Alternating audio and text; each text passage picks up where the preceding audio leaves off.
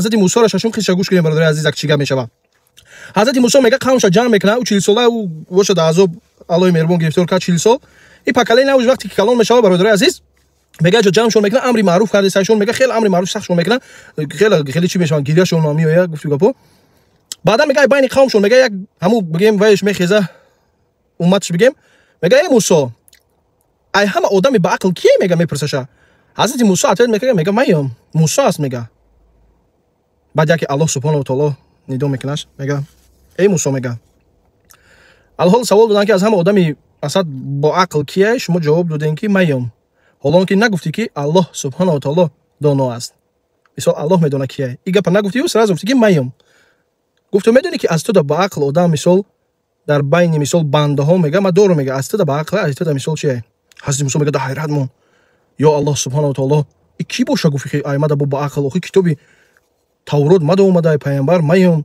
ما قطعی خودت پریامای صحبت میکنم ایش کی باشه که با علمی و ایمد علمی ماده با قوت بوده گفت میفورد شناست کنم قطعیش حضرت موسی گفت بله گفت تیار شو گفت هی همو آبی که دیدگین کو بعضی ها دیدگین کو یک وای کو او وای ای پارش غزدای پارش توزای کو سایدینی نمیشه مالامور دیدگین گفت همو جا راو یک ماهی گرفته دست یک ماهی را گیره با همو جا میگه سفر که بره میگه در همین جا در کجای گفت ماهی گم شید همونجا تو همو آدم میوی گفت خلاصه میگه حضرت موسی میگه یوشع را گرفت پلمیانیک شب گیم جهان شا گرفت او باورینا گفتمش بده وای گرفت میگه یوشع را گفت یوشع ماهی بگیره تا گفت یا ماهی مردگی را گرفتن گفت بپیچونش گفت در دوری یگم پایل ما یگم وای ده گفت بپیچونش بگی گفت سفر داریم گفت ایگی تو همو سفر کردن گفت یک سال راه باشه گفت اگر من میرم گفت امی آدم میومی کی بده با ما با عقل تیپ فهمیدی ما علم باید بگیرم گفت میگه گیری پیچوندن خلاصه حرکت کردن میگه خیلی راه اومدن میگه مول اولای او آدم بیریگم او باید بیو کو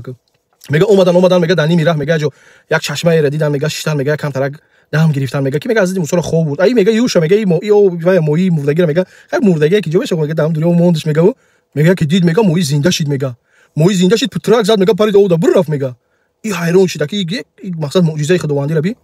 این حیران شد حضرت موسی خوب که بود نخیزون بیدارش کنه چم خورف خوب بودن میگه وقتی ای خوب بیدار شدن ایوتش برو اومده بود شیطان وای شده بود ایوتش برو اومده بود نگفت گپا بر رفتن داش راه دوام دادن بر رفتن خیلی رفتن بعد موسی جو مان کرده گفت یوشع گفت والله بای گفت بگی اگم چی بیرون که اگم چی پس بخریم که باور که گنده گشته گفت خب خلاصه گفت گشته گفت اون چی که بخریم خیلی گفت گشته موندم گفت